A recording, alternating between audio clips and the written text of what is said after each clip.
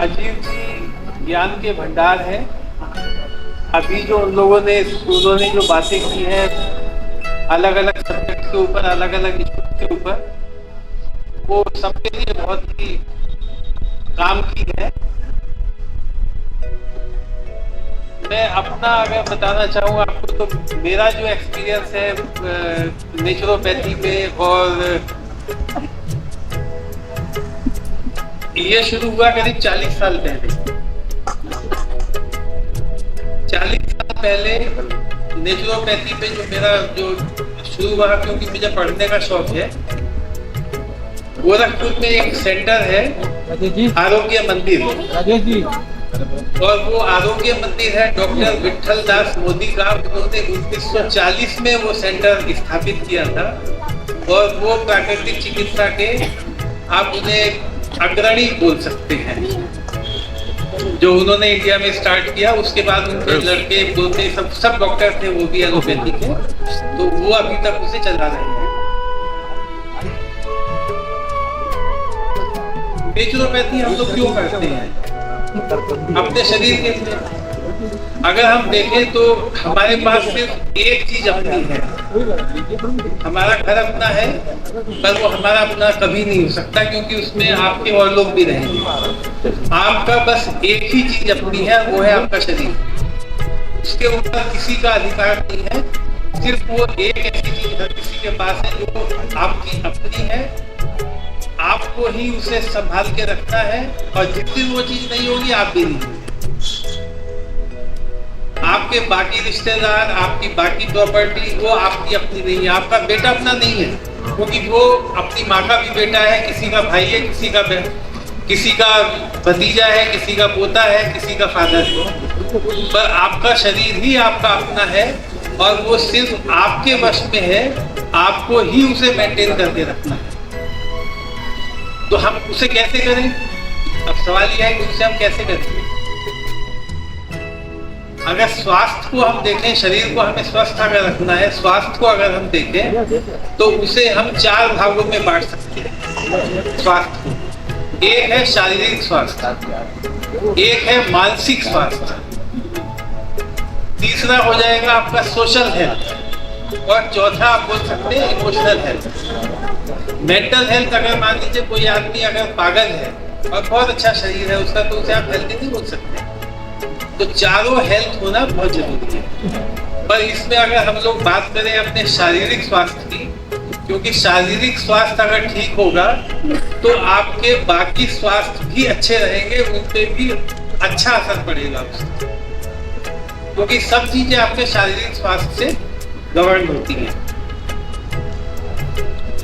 अब इसमें अगर हम देखें कि हमारा स्वास्थ्य खराब क्यों होता है, पहले मैं उस चीज पे जाना चाहूंगा, क्योंकि मेरा जो अपना एक्सपीरियंस है सर्विस में, मुझे मतलब जितने लोग ऑफिस में काम करते हैं, ज्यादातर लोग 60 साल तक उनकी 5-6 बीमारियां आई जाती है।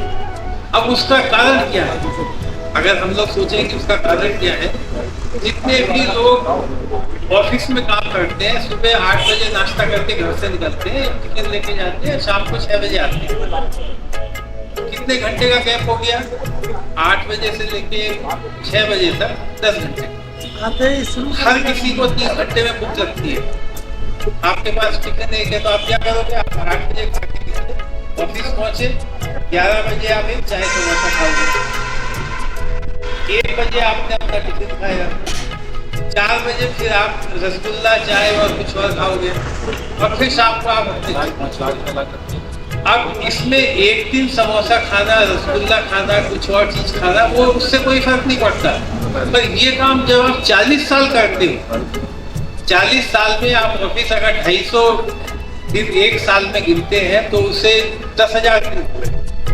तो जब आप रिटायर होते हो, तब तक आप 10,000 समोसे खा चुके हो, 10,000 रसगुल्ले खा चुके हो ऑफिस में। घर का मैं बात नहीं कर रहा। तो जब तक आप रिटायर करोगे, आपको मतलब दर्जनों की तादाद में बीमारियां हो जाती है। ये हर किसी के साथ होता है, क्योंकि मेरा जो अपना एक्सपीरियंस है कि 60 साल में आदमी रिटायर हुआ, 62-64 साल में फिर मतलब बचना भी मुश्किल हो जाता है बहुत से लोगों को। तो ये तो हुआ ऑफिस में काम करने वालों का। अब जो लोग घर में काम करते हैं उनका क्या होता है, लेडीज का क्या होता है, खाना जो बचा घर में वो खा लिया, जो भी बचा। अब उसमें क्या है, उसमें लेडीज जो है अपने आप को एक डस्टबिन बना दिया और उसका जो स्वास्थ्य है वो खराब होने लगता है। एक और चीज जो मैं मतलब अपने घर में भी बोलता हूँ, बाहर भी बोलता हूँ, रिश्तेदारों को भी बोलता हूँ, लोगों को अच्छी भी नहीं लगती है कभी कभी। जैसे हम लोग जितनी भी आउटगोइंग जो बाहर काम करने वाली महिलाएं हैं वो लिपस्टिक लगाती हैं। अब अगर आपने एक दिन लिपस्टिक लगाई, 1 ग्राम, एक दिन में 1 ग्राम लगेगी। अब लिपस्टिक एक ऐसी चीज है जो उड़ नहीं सकती, गिर नहीं सकती, पेट में जाएगी। एक दिन में अगर 1 ग्राम लिपस्टिक गई तो 1 साल में कितनी, 3.5, 10 साल में कितनी हुई, 3.5 किलो, 30 साल में कितनी होगी, 10 किलो। अब 10 किलो अगर लिपस्टिक अंदर जाएगी क्या होगा। उसके अलावा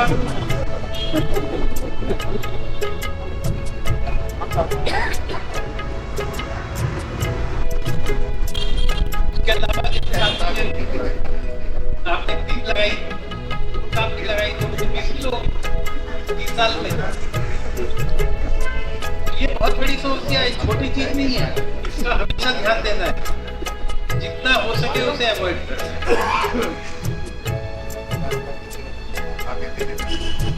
तो लेडीज के लिए तो घर में जो वो डस्टबिन टाइप का काम हो जाता है, दूसरा ये सब जो कॉस्मेटिक्स है बहुत नुकसान करता है।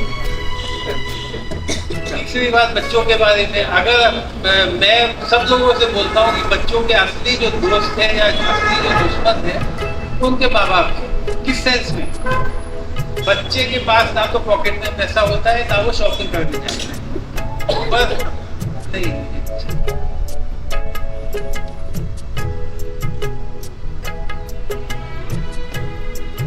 पर हर बच्चे को माँ बाप ही सबसे पहले टॉफी देंगे, चॉकलेट देंगे, उसे पिज्जा खिलाएंगे, बर्गर खिलाएंगे, नूडल्स खिलाएंगे, मैगी खिलाएंगे, ये सारी वो उसे पीने को देंगे, आइसक्रीम देंगे, ये सोच के कि ये बच्चों का खाना होता है। पर ऐसा नहीं है। आप ये देखिए, गाय क्या खाती है, गाय घास खाती है, घोड़ा क्या खाता है, घास खाता है, उसका बच्चा भी वही खाता है। पर हम लोगों के दिमाग में एक जो एडवर्टाइजमेंट होता है उससे एक चीज बैठ गई है दिमाग में कि बच्चों का खाना क्या है, मैगी है, बच्चों के लिए क्या है, टॉफी है, बच्चों के लिए क्या है, चॉकलेट है। पर ये चीजें बच्चे के लिए सबसे बड़ा जहर है, सबसे बड़ा जहर अगर कोई है तो ये चीजें हैं, और ये एडिक्टिव चीजें हैं, बच्चा फिर इन्हें छोड़ नहीं पाता है। और आज क्या रिजल्ट हो रहा है, आज 13 साल तक के जो बच्चे हैं उनमें करीब 10-12% बच्चों को ब्लड प्रेशर है। आप स्टैटिस्टिकल डेटा देख लीजिए, 10% से ज्यादा बच्चों में डायबिटीज है और ब्लड प्रेशर है। जो चीजें पहले 60 साल 70 साल में होती थी वो आजकल 10 साल के बच्चों में होती है। और कारण क्या है, कारण सिर्फ हमारा खान पान जो हम सोचते हैं कि बच्चों को ये खिलाना चाहिए और हम खिलाते हैं बच्चों को। और इसलिए मैं बोलता हूँ कि इन बच्चों के जो मेरे ख्याल से शायद 90% होंगे आजकल जो शहरों में है, उनके सबसे बड़े दुश्मन अगर कोई है तो उनके माँ और जो उन्हें ऐसी चीजें खिलाते हैं, सिखाते हैं, फिर खिलाते हैं और फिर उन बच्चों की मजबूरी हो जाती है, वो उसे छोड़ नहीं सकते। और जो बचपन में जो चीजें बीमारी मतलब मोटापा या इस तरह की चीज बच्चे में आ जाती है वो जिंदगी भर रहती है, वो कभी नहीं छूटती, वो कभी नहीं जाएगी। तो इस चीज पे मतलब हर किसी को बहुत ज्यादा ध्यान देना चाहिए। अब स्वास्थ्य रखने के लिए सबसे जरूरी चीज क्या है, अगर आप मुझसे पूछेंगे, मैं जो चीज मैं तो फॉलो जो कर रहा हूँ, सबसे जरूरी है आपका भोजन। और नंबर 2 पे आता है व्यायाम। अगर आप इसमें रेशियो देखेंगे 75 से लेके 80% आपका भोजन है जो आपका स्वास्थ्य को डिटरमिन करता है। इसीलिए बोलते हैं you are what you eat. आप जो भोजन करते हैं वही है, आप वही होंगे। और 20% जो है वो आपका व्यायाम पे निर्भर करता है। ये सबसे इम्पोर्टेंट है। 80% जो है आपका भोजन और 20% आपका व्यायाम। अगर भोजन आपका खराब है तो सब कुछ खराब हो जाएगा। अब भोजन पे लोग बोलते हैं अगर आप ऐसे देखें, दिन में हम लोग 4 बार खाते हैं, सुबह दोपहर शाम को रात को 4 बार। महीने में खाते हैं 120 बार, महीने में 120 बार। हर आदमी अपने घर में खाता है। ऑफिस वालों की मैं बात नहीं कर रहा, ऑफिस वाले तो 2 बार बाहर रोज खाते हैं, तो उनका तो महीने में 60 बार, एक दिन में मतलब उनका तो 50% बाहर का होता है।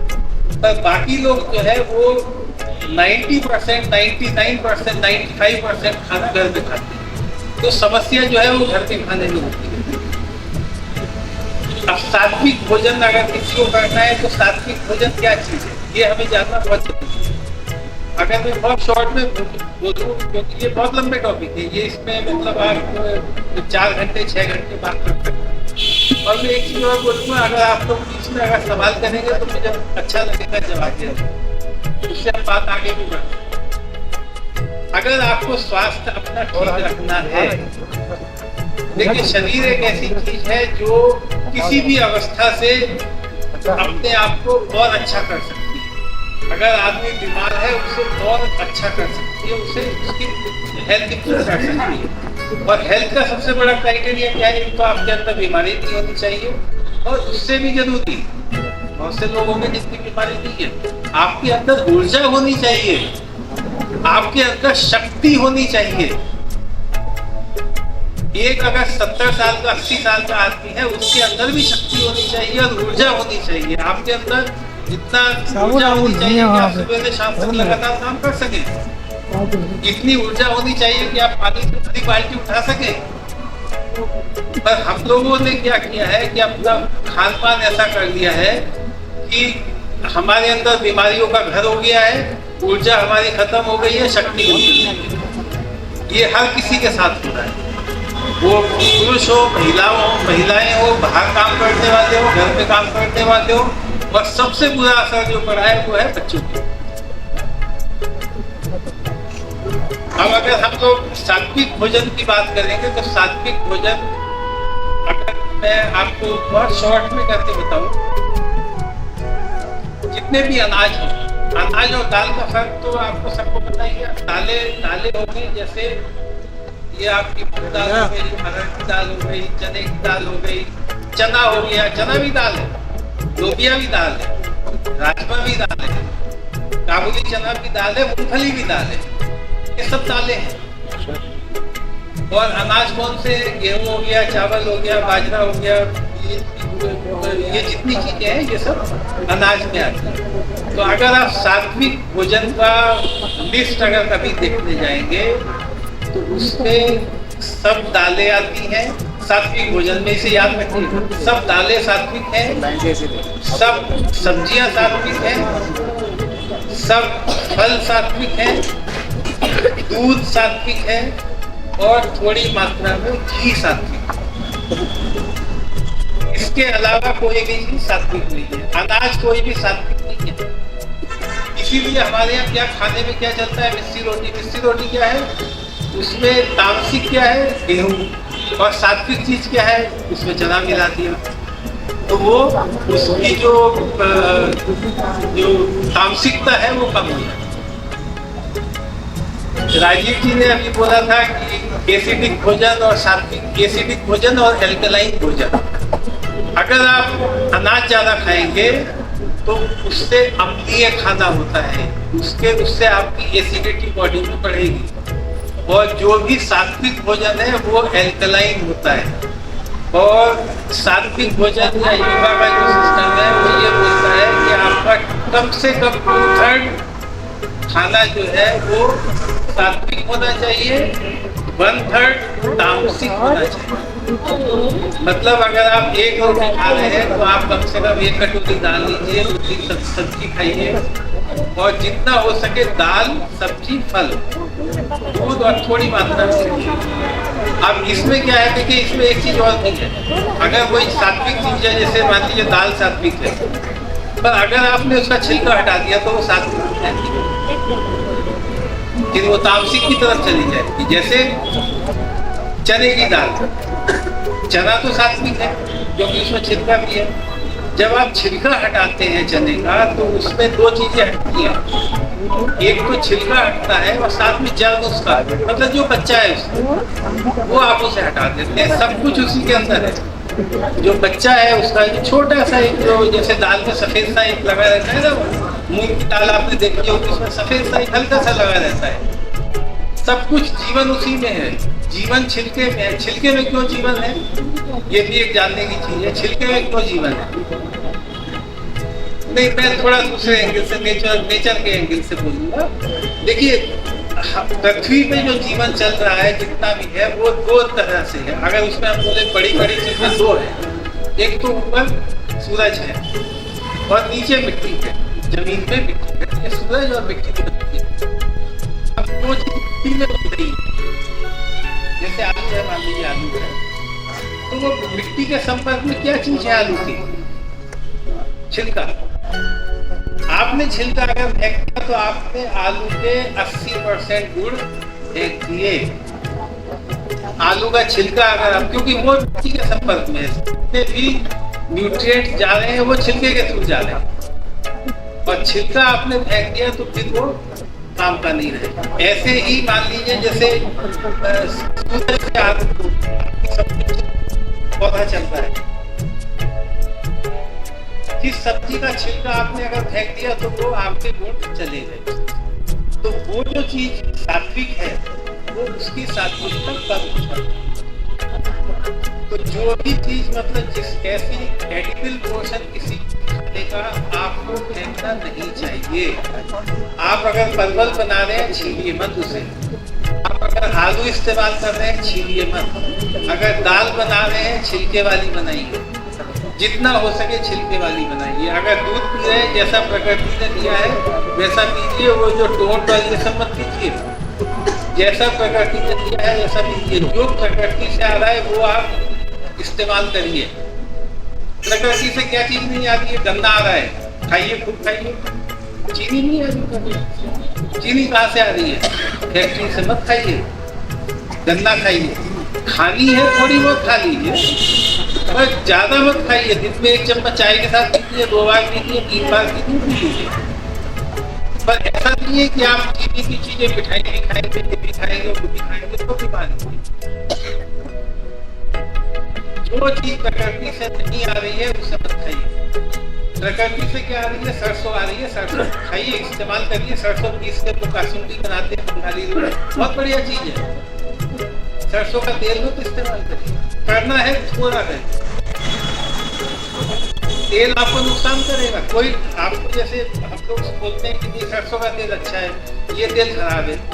कोई डॉक्टर बोलता है कि तेल जो है सुबह को उठ के 1 लीटर 4 चम्मच तेल दिया करो सुबह को उठ के, क्योंकि अच्छा है।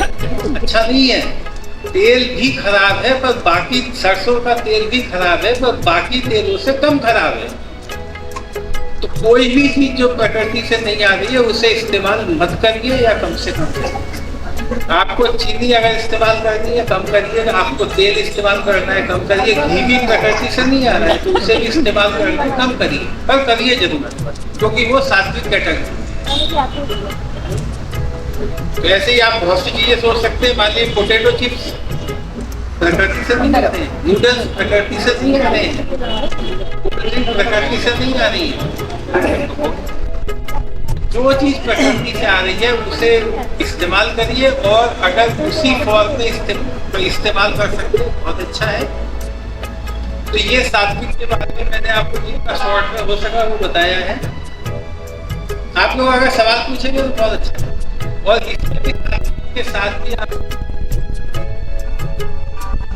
राजीव जी ने भी बोला था, जितना भी अगर आप प्रकृति से, तो हमारे पास रॉ खाना आता है, रॉ, जितना हो सके रॉ खाइए। रॉ मतलब जो जिसमें आपने, जिसे आग में जब हम खाना बनाते हैं तो आग में उस चीज को हम मार देते हैं, आग उस चीज को जला देती है, तो हम बना हुआ भोजन करते हैं। हमेशा ध्यान रखिए, हम जो खाना खाते हैं वो बना हुआ भोजन करते हैं। गाय जो है वो प्राकृतिक जिंदा भोजन खाती है। बीमारियां इसीलिए अंदर होती हैं। आपने कभी देखा है कि गाय चढ़ते चढ़ते उसे हार्ट अटैक हो गया? नहीं। कि कोई चिड़िया उड़ रही थी, उड़ के नीचे गिर गई, हार्ट अटैक हो गया? नहीं। क्यों? क्योंकि जो प्रकृति ने दिया है जीवित भोजन, वो जीवित भोजन खाती है। हम लोग जीवित भोजन नहीं खाते। पर हम लोग जीवित भोजन क्या खा सकते हैं? आप सोच के बताइए, जीवित भोजन क्या खा सकते हैं? अंकुरित अनाज, फल खा सकते हैं, अंकुरित अनाज, खीरा, ककड़ी, टमाटर, ये चीजें खा सकते हैं। इसके अलावा अंकुरित मेरा तो वही है। अच्छा, उसके अलावा आप जैसे जितने काजू, किशमिश, बादाम, मूंगफली, ये सब चीजें आप कच्ची खा सकते हैं। शहद आप कच्चा खा सकते हैं। आप ये जो खजूर कच्चा खा सकते हैं। तो ऐसी बहुत सी चीजें हैं जो आप कच्चा खा सकते हैं। और एक जो सबसे बड़ी जो कच्ची चीज है, वो जो अभी संजय जी ने बोली, अंकुरित। अब अंकुरित क्या है, आपको बताएगा अंकुरित क्या चीज है? अंकुरित में देखिए, एक मतलब उसे हम करीब 8 घंटे पानी में भिगोते हैं। मूंग दाल को या मोट दाल का बहुत अच्छा अंकुरित बनता है। मोट दाल जो दाल मोट होती है, उसका भी बहुत अच्छा बनता है। तो अंकुरित जो है क्या है? अंकुरित ये दाल है, अनाज है, क्या चीज है? नहीं, अंकुरित कुछ नहीं है। अंकुरित जो है एक पौधा है। अंकुरित एक पौधा है। हम लोग जैसे मान लीजिए फल खा रहे हैं, फल तो पेड़ का एक हिस्सा है ना, छोटा सा हिस्सा।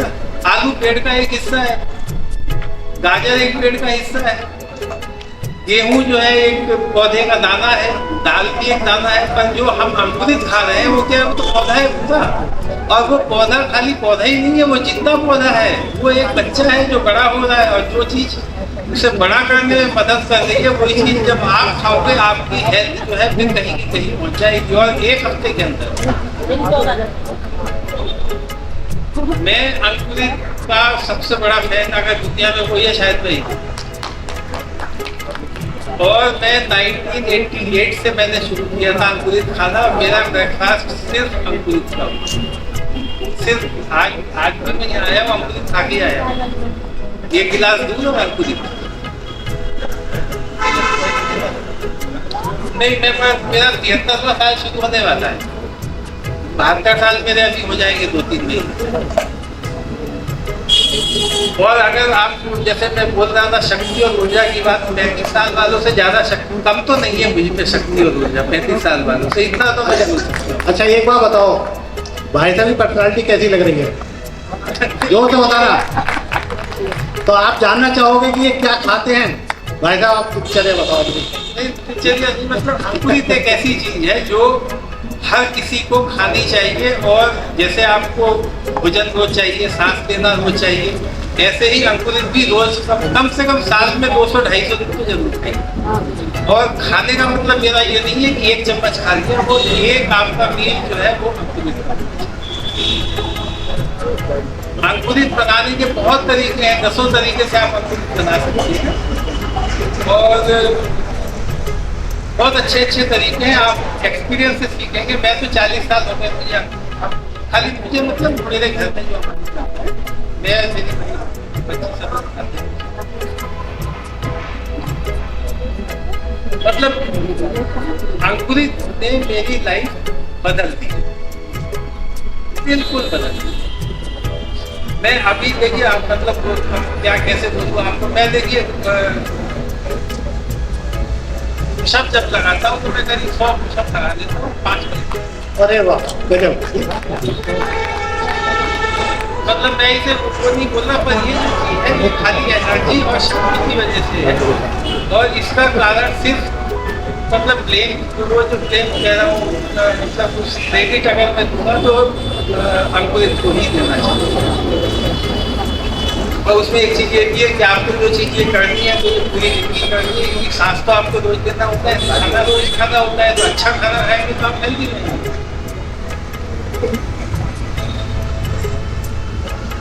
ऐसी एक राजीव जी बोल रहे थे फर्मेंटेड फूड बहुत जरूरी है। फर्मेंटेड फूड क्या हुआ, जैसे दही हो गई, ये अब आप इस लाइन शुरू करना है। हम गया था, अच्छा लगेगा वहाँ पे। उसके बाद से पहले घरों में क्या होता था कि अगर रात का खाना बनता है तो उसके 2 घंटे पहले आटे को करके रख दिया जाता है। उसमें खमीर उठता था, हल्का सा खमीर उठता था, फिर रोटी बनती थी। खमीर को खाना बहुत ही जरूरी चीज है। खमीर हम लोग कहाँ से कर सकते हैं? पहले जैसे घरों में आजकल पहले घड़े में रख के उसका सिक्का बनता है, बदबू आती है बहुत सारे लोग। वो अलग चीज है। अगर हेल्थ तो फर्मेंटेड फूड में आपके पास दही है, आपके पास सिरका है, आप आटे को रख सकते हैं। इसी तरीके से वो ढोकला और भी बहुत सी चीजें बनती है, साउथ इंडियन डिशेज बनती हैं। तो फर्मेंटेड फूड और अचार तो घरों में बनता था। कांजी कांजी अरे मैं तो रोज लेता हूँ कांजी। उसकी आंवले की बहुत अच्छी बनती है कांजी, और गाजर की बनती है। आंवले की बहुत अच्छी बनती है, कभी चाहिए।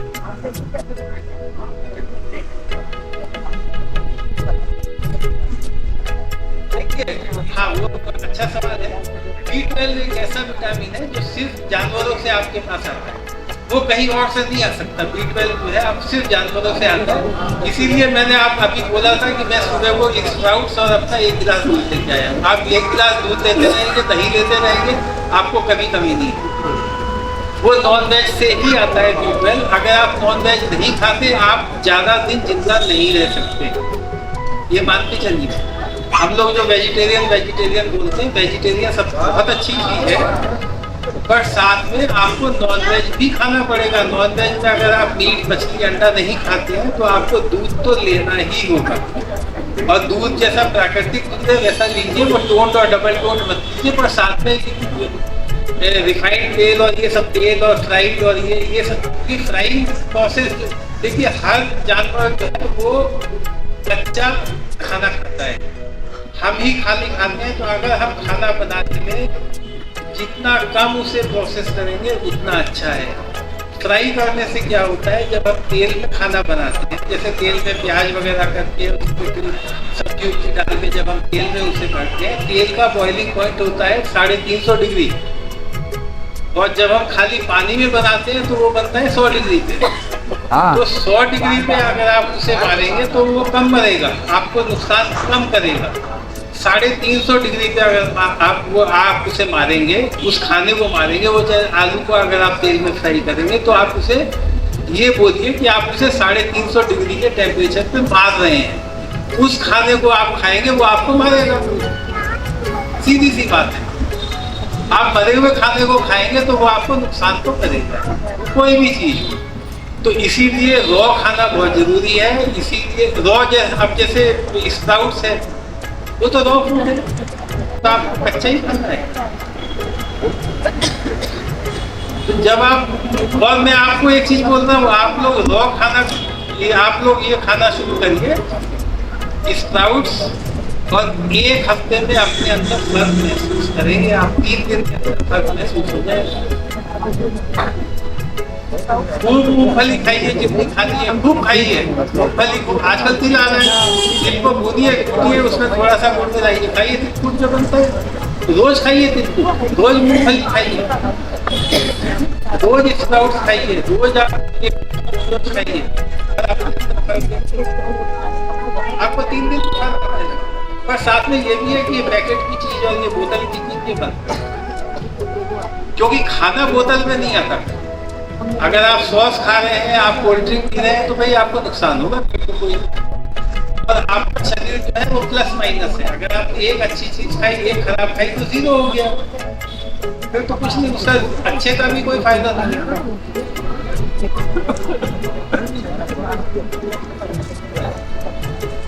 देखिए उसमें स्प्राउटिंग प्रोसेस में क्या होता है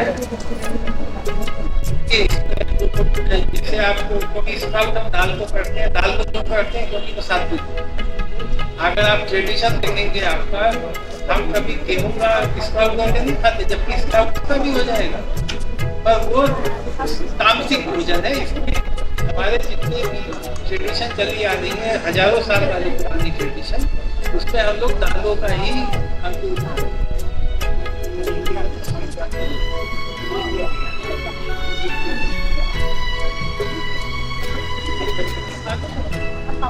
अगर वो कोई शुगर आप ले सकते हैं।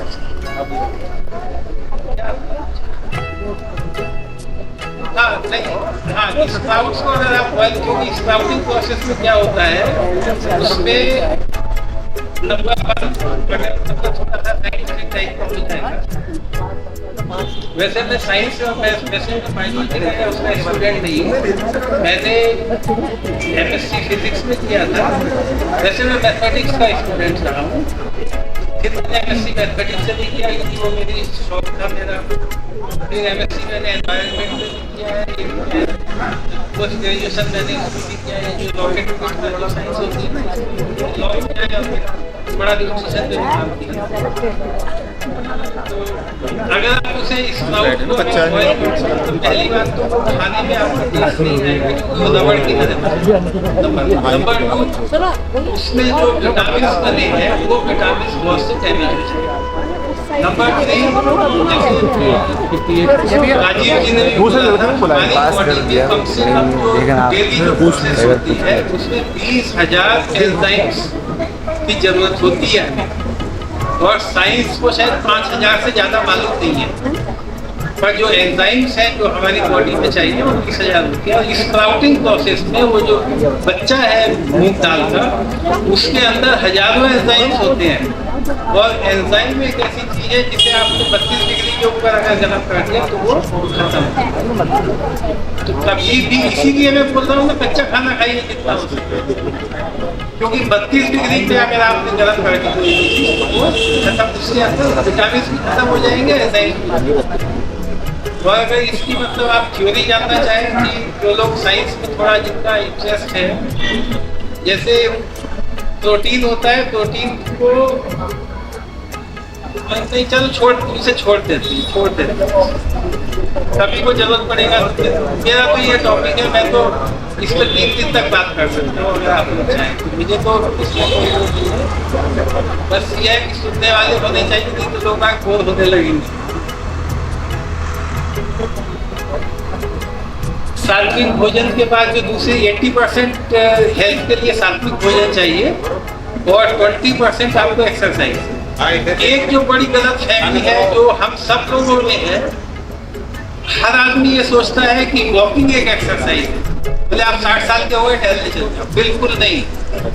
देखिए वॉकिंग जो है, हमेशा ध्यान रखिए, ये वॉकिंग सिर्फ उन लोगों के लिए है, एक तो बच्चा जब वो दौड़ नहीं सकता शुरू के 2 साल, तो वॉकिंग बच्चे के शुरू के 2 साल के लिए है, और आदमी के आखिर के 2 साल के। उसके बीच में वॉकिंग मत करिए, उसके बीच में वॉकिंग करिए, पर उसे जैसे आप खाना खाते हैं ऐसे वॉकिंग करिए, पर एक्सरसाइज अलग चीज है। एक्सरसाइज कभी वॉकिंग नहीं है। एक्सरसाइज का मतलब है आपके जितने शरीर में जोड़ है, जितनी मांसपेशियां है, उन्हें आप रोज इस्तेमाल करें, ये एक्सरसाइज है। वॉकिंग एक्सरसाइज नहीं है। वॉकिंग कभी भी इस धोखे में मत रहिए कि आप वॉकिंग करते हैं तो आपकी एक्सरसाइज हो गई, आपकी बीमारियां बढ़ती चली जाएंगी, शरीर जो है टेढ़ा मेढ़ा हो जाएगा। कभी भी वॉकिंग के ऊपर निर्भर मत करिए कि मैं एक्सरसाइज कर रहा हूँ।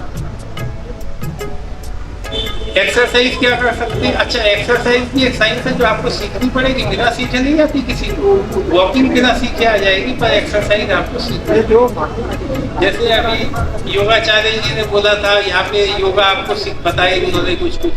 आप एक अच्छी किताब दीजिए, आजकल तो टीवी पे सब चीज, मोबाइल पे सब कुछ मिल जाता है, यूट्यूब पे सब मिल जाता है। योगा करिए, आसन करिए, प्राणायाम करिए। मैं तो आसन पे जोर देता हूँ, आसन जरूर करिए। वैसे जैसे मैं तो अगर बहुत सी चीजें हैं उसमें आप आसन कर सकते हैं, फ्री हैंड एक्सरसाइज कर सकते हैं। एक बहुत अच्छी चीज जो बुजुर्ग लोगों के लिए बहुत अच्छी है, टाई ची, चाइनीज जो एक्सरसाइज होती है, टाई ची बहुत अच्छी चीज है। मुद्रा का मुझे इतना, मैं तो जो एक्सरसाइज बता रहा हूँ जोड़ों के लिए और मसल्स के लिए, नहीं मैं इसमें मुझे ज्यादा विश्वास नहीं है। मतलब ठीक है, सब चीजों पे उसका एक्सपीरियंस भी नहीं है, विश्वास भी नहीं है। मैं जो चीज एक्सरसाइज बोल रहा हूँ वो शारीरिक व्यायाम के लिए, कि आपके जोड़, आपकी जितने जोड़ है, जितनी मसल्स है, टेंडन्स है, लिगामेंट्स है, उनके ऊपर आप कुछ करें बस। हाँ ठीक है, प्राणायाम तो देखिए, आप अगर बैडमिंटन खेलेंगे वो तो प्राणायाम ही है। आप दौड़ेंगे वो भी उसमें भी प्राणायाम हो रहा है। आप अगर दौड़ते हैं प्राणायाम तो करते हैं, आप एक्सरसाइज कर रहे हैं मान लीजिए, तो प्राणायाम तो है, तब तो आप वही ब्रीथिंग तेज हो रही है। देखिए बीमारी कोई बीमारी है जो मानना इतना सही नहीं है, बीमारी आपकी कम हो जाएगी, रिवर्ट तो मैं नहीं जानता, क्योंकि अगर आपके अंग में किसी में खराबी आ गई तो अंग तो भगवान ही दे सकता है दूसरा, अंग तो और कहीं से नहीं आएगा। अगर अंग में खराबी आ गई है तो मान लीजिए मेरी उंगली कट जाए तो दोबारा थोड़ी आ जाएगी, उंगली कट गई तो कट गई।